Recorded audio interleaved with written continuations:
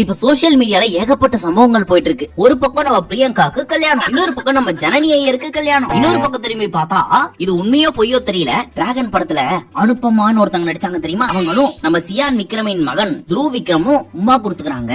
இவங்க ரெண்டு பேருக்கும் விரைவில் கல்யாணம் அப்படின்னு கிளப்பி விட்டுட்டு இருக்காங்க. இதுக்கு முன்னாடி வந்த ரெண்டு இன்ஃபர்மேஷனும் ப்ரூஃபோட இருக்கு. ஆனா இது லைட்டா அந்த பயபுலியோட வாய் மட்டும் தான் தெரியுது. அதை வச்சே துருவ் விக்ரம் அப்படின்னு கன்ஃபார்மும் பண்ணி விரைவில் கல்யாணம்னு போஸ்டரும் அடிச்சு ஓட்டிட்டாங்க. இதெல்லாம் தாண்டி நம்ம ஸ்ரீ மாநகரம் வழக்கு எண் 18 கீழ் 9 கடைசியா நடிச்ச இருக்கப்பட்டு அந்த மாதிரி ஏகப்பட்ட படம் எல்லாம் பண்ணிருக்காரு. அவரோட ப்ரொஃபைல ரீசெண்டா ஒரு வீடியோ அப்லோட் பண்ணிருக்காரு. அந்த வீடியோவை பார்த்து நம்ம ஸ்ரீக்கு என்னாச்சு, எப்படி இருந்த மனுஷன் இப்படி ஆயிட்டாரே அப்படின்னு ஒரு பக்கம் புலம்பிட்டு இருக்காங்க நெட்டிசன்கள். ஒரு பக்கம் நம்ம குடிமகன்களின் குலதெய்வம் நம்ம ராஜா சார் இருக்காருல, அவர் குட் பேட் அக்லி டீம் கிட்ட 5 ரூபாய் கேட்டு பெரிய பிரச்சனை பண்ணிட்டு இருக்காரு. 5 ரூபாயா, அவ்வளவு கஷ்டத்திலே இருக்காரு நம்ம ராஜா சார், அப்படி எல்லாம் கேட்க கூடாது. 5 ரூபானா 5 கோடி. அப்புறம் இன்னொன்னு சொன்னீங்க குடிமகன்களின் குலதெய்வமா, அது ஏன் அப்படின்னு கேக்குறீங்களா? ஆமா, இன்னைக்கு இருக்க காலகட்டத்துல எந்த ஒயின் ஷாப்லயோ எந்த பார்லயோ போய் பாத்தீங்கன்னு வச்சுங்க, இவரோட சாங் அப்படியே மைல்டா பேக்ரவுண்ட்ல ஓடிட்டு இருக்கும். அப்படியும் இல்லையா, நம்ம குடிமகன்கள்லாம் வீட்டுக்குள்ளேயே உட்காந்துக்கிட்டு இவரோட சாங்க கேட்டுதான் சரக்கடிச்சிட்டு இருப்பாங்க. இது அனுபவிச்சவங்களுக்கு மட்டும்தான் தெரியும். இப்ப சொல்லுங்க, அவர் குடிமகன்களுக்கு குலதெய்வமா இல்லையா? அது மட்டும் இல்லாம அதே படத்துல தொட்டு தொட்டு பேசும் சுல்தானான்னு ஒரு பாட்டு இருக்குல்ல,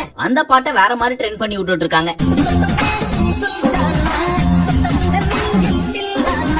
இந்த மாதிரி ஏகப்பட்ட சம்பவங்கள் சோசியல் மீடியால போயிட்டு இருக்குது. அதெல்லாம் ஒன் பை ஒன்னா பார்க்க போறோம். ஆரம்பிச்சிடலாங்களா? இதுல ஃபர்ஸ்ட் நம்ம பார்க்க போறது நம்ம பிரியங்கா அக்காவோட கல்யாணம். நம்ம பிரியங்கா அக்கா யாருக்குமே சொல்லாம பொசுக்குன்னு கல்யாணம் பண்ணிட்டு வந்து நிக்கிறாங்க.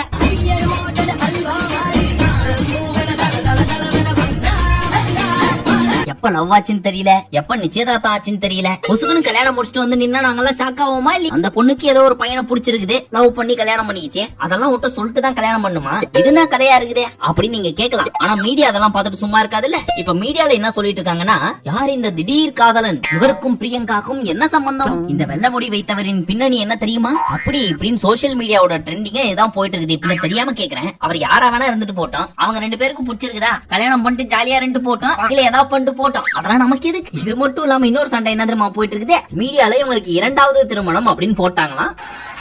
ஏன் இருந்தா என்ன?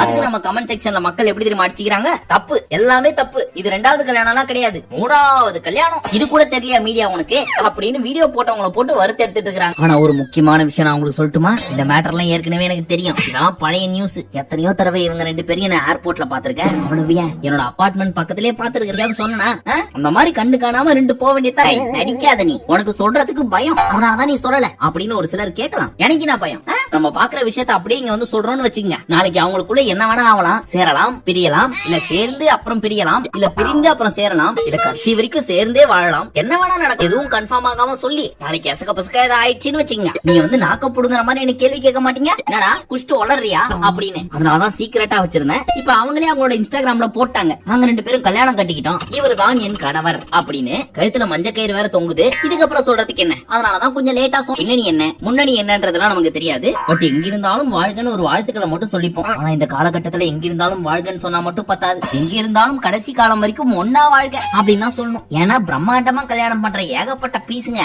கல்யாணத்தை விட டிவோர்ஸ் தான் போஸ்ட் அடிச்சு ஒட்டிட்டு இருக்குதுங்க. அதனாலதான் கொஞ்சம் அழுத்தி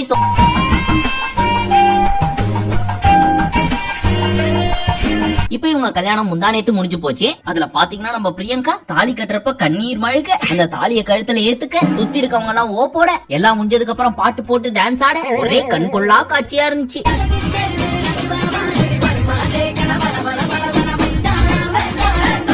என்ன இவங்க ரெண்டு பேர் கண்டென்ட் வச்சு ஓட்டிடலான்னு பாக்குறியா? பிச்சு போடுவோம் பிச்சு, அடுத்ததுக்கு போ அப்படின்ற உங்களோட மைண்ட் வைஸ் எனக்கு கேக்குது. அடுத்ததுக்கு போயிருவோமா? அதுக்கு முன்னாடி இந்த கியூட்டான கப்பல் பத்தி நம்ம மக்கள் என்ன நினைக்கிறாங்க, எந்த கமெண்ட் எல்லாம் போட்டு வச்சிருக்காங்கன்னு பாத்துருவோம். ஆரம்பத்துல இந்த விஜய் டிவி ப்ராடக்ட்ஸ் எல்லாம் கங்க்ராச்சுலேஷன் சொல்லி வச்சிருக்கோம். சோ அதெல்லாம் தள்ளி விட்டு கொஞ்சம் கீழே போவோம். Ma Ka Pa is missing in photos. அவரும் நம்ம ஷாக்கான மாதிரி ஆயிருப்பாரு போல இருக்கு, அதனால வந்திருக்க மாட்டாரோ, ஒருவேளை அப்படி இருக்குமோ இல்ல இப்படி இருக்குமோ அப்படின்னா ரொம்ப யோசிக்க தேவையில்ல. அவரும் கல்யாணத்துக்கு வந்தாரு, ஆனா அவரோட போட்டோஸ் இதுல இல்ல, அதான் மேட்டர். அந்த கல்யாணத்துக்குள்ள பாத்தீங்கன்னு வச்சுங்க 99.9% விஜய் டிவியோட ப்ராடக்ட்ஸ். யாருக்கு தெரியும் நம்ம வீட்டு கல்யாணம் அப்படின்னு விஜய் டிவில 5 எபிசோடா பிரிச்சு வாரம் வாரம் போட்டா கூட சந்தேகப்படுறதுக்கு இல்ல.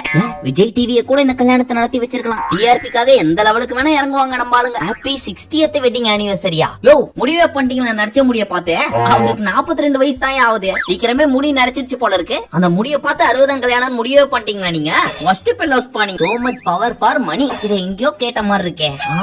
ரீசெண்டா நம்ம ஃபேட்மேன் ரவீந்தர் அவர் அவர்களுக்கு கல்யாணம் ஆகிறப்போ இதான சொன்னாங்க, மணி இஸ் ஆல்வேஸ் அல்டிமேட்னு. ஆனா இவர் அவ்வளவு பெரிய துட்டு பார்ட்டி எல்லாம் கிடையாதுப்பா. இவர் ஒரு டிஜே. எனக்கு தெரிஞ்ச வரைக்கும் சொல்லணும்னா இவரை விட பிரியங்கா கிட்ட நிறைய துட்டு இருக்குது. யாரு இந்த தாத்தாவா? இதெல்லாம் ரொம்ப தவறு. அப்படிலாம் கலாய்க்க கூடாது. இவங்க 2 பேருக்கும் 9 வயசு தான்ப்பா வித்தியாசம். ஒருவேளை பிரியங்காவோட தீவிர விசிறியா இருப்பாரோ இவரு? இதெல்லாம் மட்டும் கிடையாது. கமெண்ட் செக்ஷனுக்கு கீழே போய் படிச்சோன்னு வைங்க, முடியல அந்த அளவுக்கு வச்சு செஞ்சு விட்டுருக்காங்க. இப்ப நம்ம பார்க்க போறது பிக் பாஸ் ஜனனி. அட இந்த ஜனனி இல்லப்பா, ஜனனி ஐயர். அவனிவன் படத்துல கூட நடிச்சாங்களே அந்த ஜனனி போட்டோவை போடுப்பா.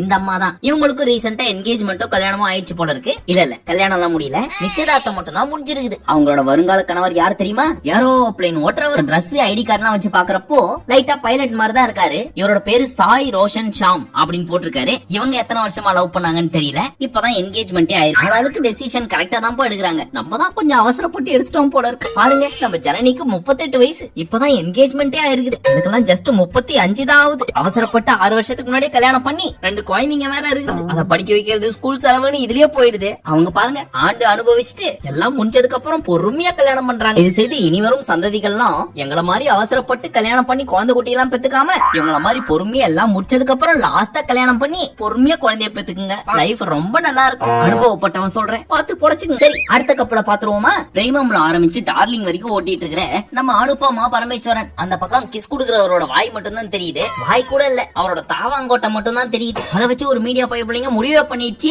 இவங்க 2 பேரும் அடுத்து கல்யாணம் பண்ணிக்க போறாங்க அப்படின்னு. வாய வச்சே கல்யாணம் பண்ணிக்க போறாங்கன்னு முடிவு பண்ணா சரி விடுங்க. ஒரு விஷயம், இது துருவ விக்ரமுக்கு தெரியுமான்றதுதான் தெரியும். அப்புறம் நம்ம சத்யராஜ் இருக்காருல்ல, அவரோட டாக்டரான திவ்யா அவர்கள் இன்ஸ்டாகிராம்ல ஒரு போஸ்ட் போட்டு வச்சிருக்காங்க. அது என்ன தெரியுமா? விக்கிபீடியா என்னோட ப்ரொஃபைல்ல என்னோட டேட் ஆஃப் பர்த் நீங்க உங்க விக்கிபீடியால தப்பா போட்டு வச்சிருக்கீங்க. 1985 உங்க இமெயில் ஐடி இருந்தா கொடுங்க, நான் என்னோட டேட் ஆஃப் பர்த்தோட ப்ரூஃப் அனுப்பிச்சு விடுறேன். சோ தயவு செஞ்சு கொஞ்சம் மாத்தி விடுறீங்களா பிளீஸ் பா அப்படின்னு அனுப்பிச்சு விட்டுருக்காங்க. ஏன்னா அந்த மேட்டர் நீங்களே போய் எடிட் பண்ணலாம். விக்கிபீடியா அப்படின்றது என்ன? மக்கள் யார் வேணா எடிட் பண்ணக்கூடிய ஒரு பிளாட்ஃபார்ம். அப்படி இருக்கிறப்ப அதை நீங்களே பண்ணிருக்கலாமே. இதுக்காக ஒரு போஸ்ட் எல்லாம் போட்டீங்கன்னு நினைக்கிறப்ப கொஞ்சம் வருத்தமா தான் இருக்குது. நம்ம கல்யாண மேட்டருக்கு வருவோம். அடுத்தபடியா யாருக்கு தெரியுமா கல்யாணம் ஆயிருக்கு? நாடோடிகள் படத்துல சசிகுமாருக்கு தங்கச்சியா வருவாங்க தெரியுமா, அபிநயா. அவங்களுக்கு தான்.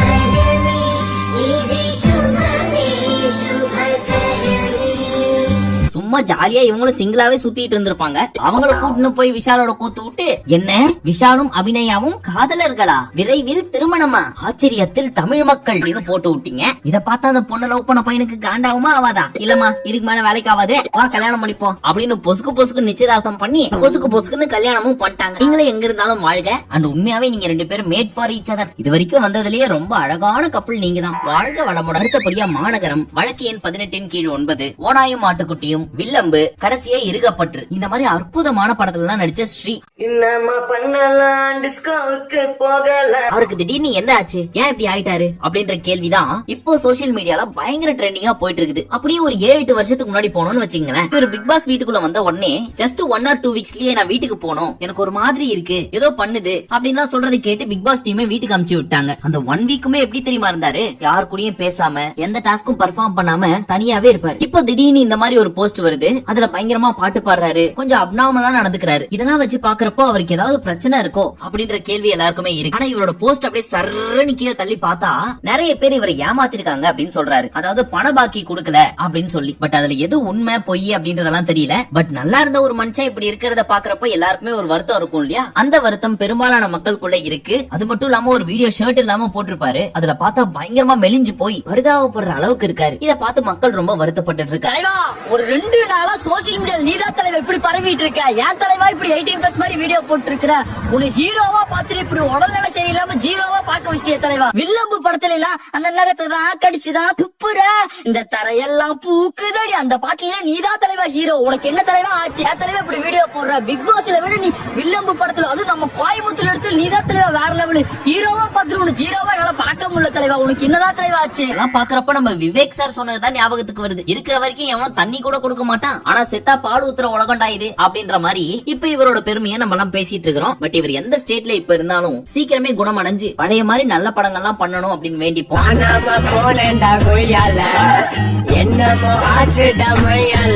ஆனா இவருக்காக நான் சொல்லல, இருக்கப்பட்டுல இவரோட ஆக்டிங் அவ்வளவு சூப்பரா இருக்கும். அதுவும் அந்த படத்தோட கிளைமேக்ஸ்ல இவங்க 2 பேரும் ஒண்ணு சேருவாங்களே, அந்த சீனை மட்டும் திரும்ப திரும்ப ஒரு 4-5 தடவை பாத்திருக்கேன். அவ்வளவு ஒரு சூப்பரான படம், அருமையான ஆக்டிங்.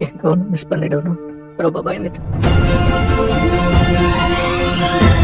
Finally, நம்ம ராஜா சாரோட 5 கோடி மேட்டர் இவரை பத்தி தேவையான அளவுக்கு அழைச்சிட்டோம் கடந்த 2-3 வருஷமா. அதனால என்ன பேசுறதுன்னு தெரியல. GBO படத்துல இவரோட பாட்டு ஒண்ணு யூஸ் பண்ணிட்டாங்கப்பா. என்ன கேட்காம இந்த பாட்டை எப்படி யூஸ் பண்ணுவீங்க? 5 கோடி கூடுன்னு சொல்லி ஒத்த கால்ல நிக்கிறாரு நம்ம ராஜா சார். இந்த இசையை நீங்கள் டவுன்லோட் செய்து கேட்க கூடாது. என்ன பிரச்சனையோ வருஷத்துக்கு ஒரு 4-5 கேஸாவது கொடுத்துறாரு. என்ன கேட்காமலே என் பாட்டை போட்டாங்க காசு வாங்கி கொடுன்னு. பாவம்ப்பா அந்த ஹைகோர்ட்டும் ஜட்ஜும் தெரிச்சு ஒரு அளவுக்கு பண்ணிட்டு இருக்கிறா. நீங்க போட்ட பாடல்லாம் அருமையான பாடல். நீங்க மாஸ்ட்ரோ அப்படின்னு சொல்றதுல சந்தேகமே கிடையாது. ஆனா காசு கேளுங்க. பட் மனசாட்சியே இல்லாம 5 கோடி கேக்குறீங்க பாத்தீங்களா? ஒரு சில செகண்ட்ஸ் வந்த பாட்டுக்கு இதெல்லாம் பேராசை மாதிரி தெரியல உங்களுக்கு? மட்டும் இல்லாம இது கேட்க வேண்டியது ப்ரொடக்ஷன் டீம். சரி அதை விடுங்க. அதே படத்துல தொட்டு தொட்டு பேசும் சுல்தானான்னு ஒரு பாட்டு வந்துச்சு. அந்த பாட்டும் இப்ப பயங்கர ட்ரெண்டா போயிட்டு இருக்குது. இன்ஸ்டாகிராம் ஓபன் பண்ணாலே எல்லாரும் இந்த பாட்டுக்கு தான் டான்ஸ் ஆடிட்டு இருக்காங்க திங்கு திங்குன்னு. வித்யாசாகர் ஏதாவது காசு கேட்டாரா பாத்தீங்களா? இல்ல லியோ படத்துல கரு கருப்பாய் பாட்டுக்கு தான் தேவா காசு கேட்டாரா? அதே படத்துல தாமரப்பூ கூன்ற பாட்டு கூட வந்திருக்குது. அப்பயும் வித்யாசாகர் கேட்கல. நீங்க மட்டும் என் தலைவரை பண்ணிட்டே இருக்கீங்க. தேவா எவ்வளவு அற்புதமா சொல்லிருக்காரு. என்னதான் என் பாட்டை யூஸ் பண்ணாலும் காப்பிரைட்ஸ் போட்டு காசெல்லாம் வாங்க மாட்டேன். என்னோட பெருமையை சேர்க்கிறாங்களேன்னு சொல்லி பெருமதாப்பட்டு பண்ற மாதிரி. காப்பிரைட்ஸ் வந்து எனக்கு பணம் தான் வரும், புகழ் இல்லையே.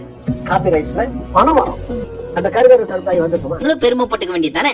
ராஜா சார்னு சொல்லி உங்களை தலையில தூக்கி வச்சு ஆடிட்டு இருக்கிறோம். இந்த மாதிரி நீங்க விட்டு கொடுத்தா தலைக்கு மேல இல்ல மொட்டை மாடியிலே போட்டு ஆடுவோமே. பட் நீங்க இப்படி பண்ணலாமா? ஏற்கனவே என்ன கேட்காம ஒருத்தன் பாட்டு பாடிட்டே இருக்கிறான் ஸ்டேஜா போய் கான்சர்ட்ன்ற பேர்ல. சோ அவரை பாடுறத நிறுத்த சொல்லுங்க, காசு வாங்கி கொடுங்கன்னு சொல்லி SPB சார் அனுப்பிச்சு விட்டீங்க. அவர் போறப்ப எவ்வளவு வருத்தத்தோட போயிருப்பாரோ. இதோட நிறுத்திக்கங்க. காசு கேட்கறதா இருந்தா ப்ரொடக்ஷன் டீம் கேட்கட்டும், இல்ல அந்த ஆடியோ ரைட்ஸ் வச்சிருக்கவங்க கேட்கட்டும். நீங்க மியூசிக் போட்டீங்க அப்படின்றதுக்காக உங்க பாட்டா உருவாதுன்னா அதுக்கு மியூசிக் போட்டவன் இருக்கான், பாடுறவன் இருக்கான், லிரிக்ஸ் எழுதுறவன் இருக்கான், அதுக்கு மொத்தமா காசு போட்டவனு ஒருத்தர். எப்பவுமே வந்து ஒரு படத்தோட A to Z, அது சாங்ஸா இருக்கட்டும், டான்ஸா இருக்கட்டும், எதா வேணாலும் இருக்கட்டும், ப்ரொடியூசருக்கு தான் முழு உரிமை.